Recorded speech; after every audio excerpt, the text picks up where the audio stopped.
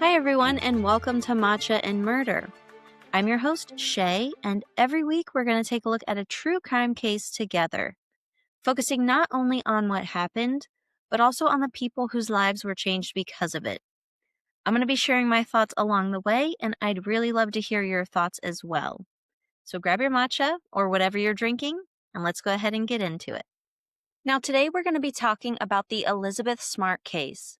And this is a heartbreaking case, but it's also a really inspiring one because of the way that Elizabeth survived and took back her life.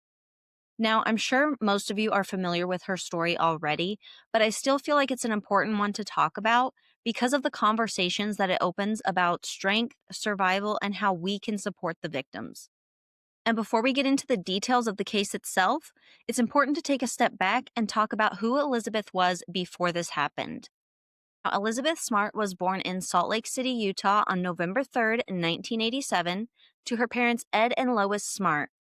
She was the second oldest of 4 brothers and 1 sister, and the Smart family was involved in the Mormon Church, and the faith played a big part in their lives. And growing up, Elizabeth was described as kind, intelligent, and sometimes a little shy. She also really loved music, specifically playing the harp, which she began playing at the age of just 5, and she would practice for hours every day. And she was so good at playing that she was even selected to play at local weddings, and she participated regularly in Salt Lake City's annual fall concert. And at just 14 years old, Elizabeth was in the middle of an exciting transition. She was finishing up over at Bryant Middle School and getting ready to start high school. And she was especially excited about getting to start to go on dates and preparing to get her driver's license and just excited for that little bit more freedom that comes along with being a teenager. And until then, it was an ordinary day-to-day life in the best way, filled with family, routine, and familiar moments that made her feel safe. But on June 5th, 2002, all of that would change. Just hours earlier on June 4th, Elizabeth and her family attended an awards ceremony, where Elizabeth received several awards and she even played the harp that night. And when they returned home, everything seemed normal. Lois tucked Elizabeth and her younger sister, Mary Catherine, into their beds in the bedroom that they shared, and Elizabeth read to her sister that night, which was a normal routine for them. It seemed like an ordinary night with no way of knowing what was about to happen. And in the early morning hours of June 5th, Elizabeth woke up to a sharp object being pressed against her neck. And at first she thought maybe she was dreaming, but then when she felt the knife press into her neck and she heard the man speak to her, it quickly dawned on her that this was reality. The man told her not to make a sound, to get up, and to come with him. He directed her over to the closet where she grabbed a pair of shoes, and Elizabeth was terrified that he might hurt her younger sister, who was in the same room with them. But what Elizabeth didn't know was that 9-year-old Mary Catherine was actually awake, pretending to be asleep. Elizabeth later mentioned that as they were walking down the hallway, the man told her, "If you yell or scream, I'll kill you and your family." And he always had the knife pressed up against her back. Mary Catherine has since said that the floors were kind of creaky in the house, and so as Elizabeth and her abductor were walking down the hallway, Mary Catherine could kind of get a sense of where they were in the house. Mary Catherine got up at one point to go tell her parents what happened, but she kind of froze in fear and thought maybe the man was still in the house, so she ran back to her bed. And she waited until it was completely silent, and that's when she got up, went to her parents' room, woke up her dad, and told him a man came in the house and took Elizabeth. And at first, Ed and Lois searched the house, hoping to find Elizabeth still there. And it wasn't until Lois reached the kitchen and saw a screen on a window had been cut that the reality set in that Elizabeth was gone. Lois immediately called the police and reported Elizabeth missing. Now, at this point, you're probably wondering who this man is, and Elizabeth actually recognized him pretty early on. It was a man the entire Smart family actually knew. About 7 months earlier, he was actually hired as a handyman to do some work around the Smarts' house. His name was Brian David Mitchell. Let's talk about him for a brief moment. Brian was born on October 18th, 1953, and was raised in a Mormon household.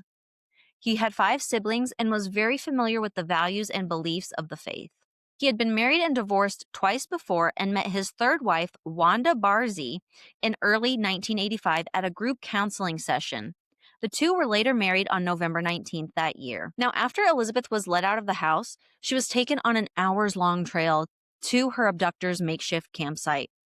And in a documentary I watched, Elizabeth actually said that at one point on this trail, they saw headlights.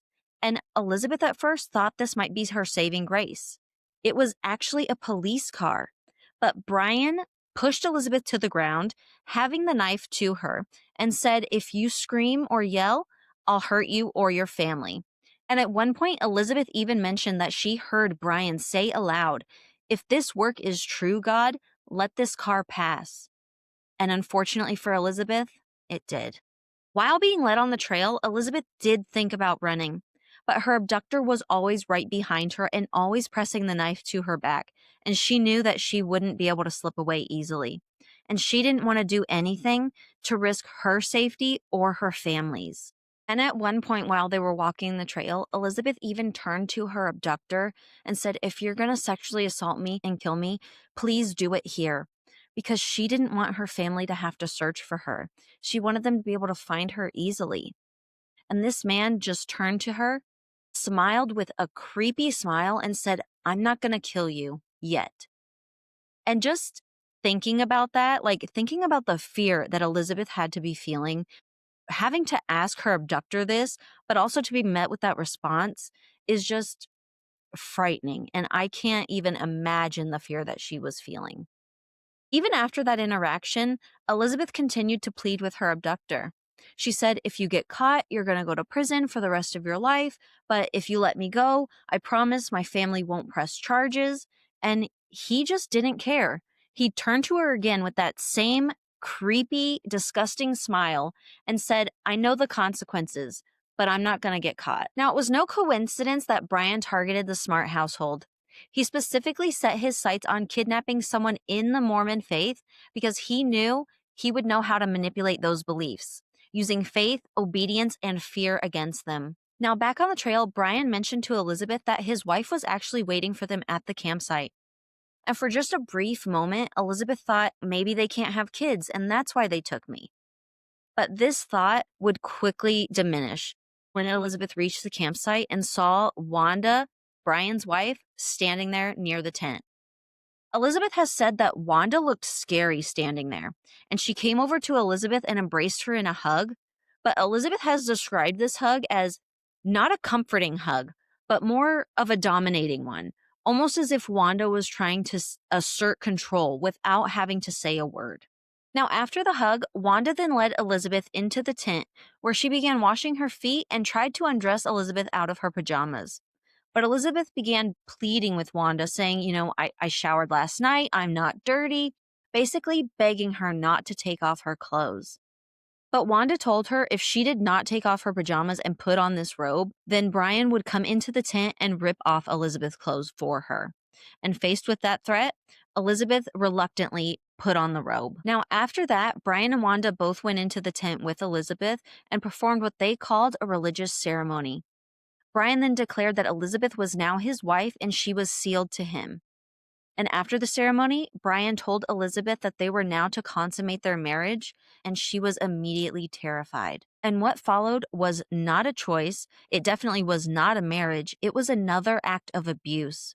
And afterwards, Elizabeth was completely overwhelmed and devastated by what she was forced to endure. She just cried, wishing for the day, for all of it really, to be over. And she fell asleep. And when Elizabeth woke up, Brian was tying a metal cable around her ankle and tying it to a tree.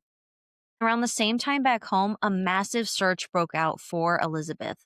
They brought in helicopters and search dogs, and just so many people were helping search for her. And what's incredibly heartbreaking is how close one person actually came to finding her. Elizabeth remembers hearing her name being called, and she said that the voice sounded really familiar, almost like her Uncle Dave's. As her name was being called, Elizabeth was hopeful that she was going to be found because the voice sounded so close. But Brian held the knife to her throat and said, "If you scream or say anything, I'm going to kill you and whoever comes up to this campsite to help you." So Elizabeth stayed silent, but she was still hopeful that she would be found. She kept hearing her name being called, but after a while, she didn't hear her name being called anymore. And Elizabeth's hope faded. Now, during her 9 months in captivity, Elizabeth would be forced to endure daily sexual abuse, starvation, isolation, physical restraint, manipulation, and constant threats to her and her family's safety. Brian also repeatedly tried to convince Elizabeth that she would never go home and she would never see her family again. But Elizabeth was determined to survive. She quickly shifted into survival mode and was determined to do whatever she needed to do to get through each day and night. And she waited, knowing that the wrong moment could cost not only her life, but her family's as well. Elizabeth's family never gave up hope. They never stopped believing that Elizabeth would one day come home. Now, just a little over a month into Elizabeth's abduction, Brian came to Elizabeth and told her he had a revelation and decided that he was going to get another wife. And he had decided that this girl would be Elizabeth's cousin, Olivia. And on July 24th, Brian went to Olivia's home and started to cut a screen on a window. But as he was doing this, he actually knocked off some picture frames that they had along the windowsill, and this woke up someone in the house. They came into that room and turned on the light. This then startled Brian, and he ran off. But Olivia's family called the police and said that they were related to the Smart family and that this was probably connected to that case. But the police didn't really believe this. They kind of just thought it was the public playing a sick joke on them, which is a little bit frustrating because if they would have looked a little bit more into it, who knows if they could have found Elizabeth sooner. Now, after a while, Brian actually unchained Elizabeth and allowed her to leave the campsite with him and Wanda. Wanda and Elizabeth would wear headdresses or veils, which hid most of their face, leaving only their eyes visible. And the three of them would wander around downtown Salt Lake City. And one time they went into a grocery store, and a cashier had actually mentioned that, hey, there's this big house party going on tonight. And they actually ended up going to this party. But nobody there recognized Elizabeth. Now, on another outing, they actually went to the public library, where somebody actually recognized Elizabeth and called the police. Now, when the cop arrived, they approached Brian, Wanda, and Elizabeth and asked Elizabeth if she was Elizabeth Smart. Now, because Elizabeth was in shock, she didn't say anything at first. The cop then asked her to remove her headdress. Now, this is when Brian coolly stepped in and explained that Wanda was his wife and Elizabeth was his daughter, and they wore these headdresses for religious reasons, and they could not remove them. And Brian, being so calm and collected, the officer actually believed him and ended up walking away. And Elizabeth has mentioned that this moment for her was absolutely gut-wrenching. She watched as what she thought was her safety walk away from her. But she was fearful that if she said she was Elizabeth Smart, that the cop wouldn't believe her, and then she would have to face whatever punishment Wanda and Brian gave her. In interviews since, Elizabeth has often been asked, why didn't you say anything, whether at the house party or when the cop came up to you? And Elizabeth's answer has always been powerful and simple. She said, you never truly know what someone is going through in those moments. You never know what their mindset is. And you have to remember, Elizabeth was 14 years old when she was abducted. She was being threatened, controlled, sexually assaulted, deprived of food, and traumatized all on a daily basis. And we can't know exactly how scared she was or what her mindset had to be just in order to survive each day. In her mind, staying silent wasn't about giving up. It was about protecting herself and her family. 4 months into Elizabeth's abduction, Brian actually decided that they were going to leave Utah. The three of them boarded a bus and began their journey to San Diego, California. Now, you might remember from earlier that Mary Catherine was actually a witness to Elizabeth's abduction. And at first, she could not remember who it was that took Elizabeth, but one night when her dad was tucking her into bed, it just suddenly came back to her. She remembered that it was Brian, and she told her dad this, and her family immediately went down to the police. They wanted to get out a sketch of Brian to the public, but the police refused. They said they already had a person of interest and didn't want to release another sketch to the public that they didn't feel was correct. And this was incredibly frustrating for the Smart family. I mean, here was the only witness that saw Elizabeth being abducted, and they didn't believe her. But eventually, the police did release a sketch of Brian to the public. Now, at this point, it's February 2003, And we're about 8 months into Elizabeth's abduction. And Brian had actually been arrested and thrown into jail for breaking into a local church. He was away for about a week. And Elizabeth was not away from harm during this week. She was left under Wanda's supervision, where she was continually mistreated and deprived of food and water. When Brian returned from jail, he actually decided that they needed to move back to Salt Lake City, Utah. Elizabeth suggested that they hitchhike rather than driving because she was hoping that somebody during this journey would recognize her. But unfortunately for Elizabeth, nobody did. On March 13th, they ended up in Sandy, Utah, where they stopped at a local Walmart. Somebody actually recognized Brian in the Walmart and called the police. When they exited the Walmart, police immediately surrounded Brian, Wanda, and Elizabeth. Police went up to Elizabeth and asked if she was Elizabeth Smart, and Elizabeth was terrified at first and didn't answer right away. But when they removed her headdress, they realized she was Elizabeth Smart, and they immediately took her to the police station where they called her father to come and get her. Elizabeth finally returned home and reunited with her family, who she says played a crucial role in her healing. Elizabeth later said that her mother gave her some really good advice. She said, "Brian already took 9 months of your life, and the best way to take your power back would be to live your life and be happy." And those are words that really stuck with Elizabeth now that she was home. She returned to playing the harp, attended and completed high school, and slowly rebuilt her life. She even attended college as a music major. Elizabeth also served a 2-year missionary trip with the LDS Church in Paris, France, which began at the end of 2009. Elizabeth did take some time off of her trip to return to Utah to testify against her abductor, Brian David Mitchell, during his trial. And on May 25th, 2011, Brian was sentenced to life in prison for the kidnapping of Elizabeth Smart. Wanda Barzee pleaded guilty to federal charges and unlawful transportation of a minor and was sentenced to just 15 years, a sentence that many, including myself, feel was way too short.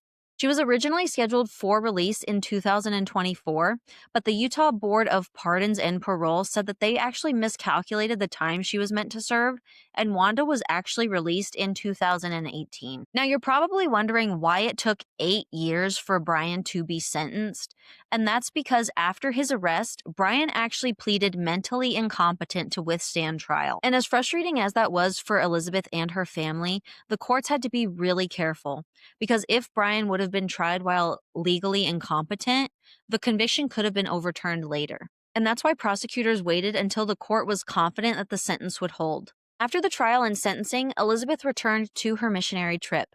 And during this trip, she met Matthew Gilmore, who was also a missionary. The two later married on February 18th, 2012, and they now have 3 children together.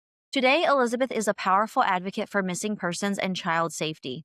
She runs the Elizabeth Smart Foundation, which she founded in 2011, an organization dedicated to ending sexual violence.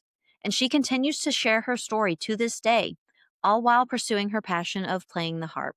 And that's where I'm going to end today's episode on the Elizabeth Smart case. I really appreciate you guys taking the time to learn more about this case with me.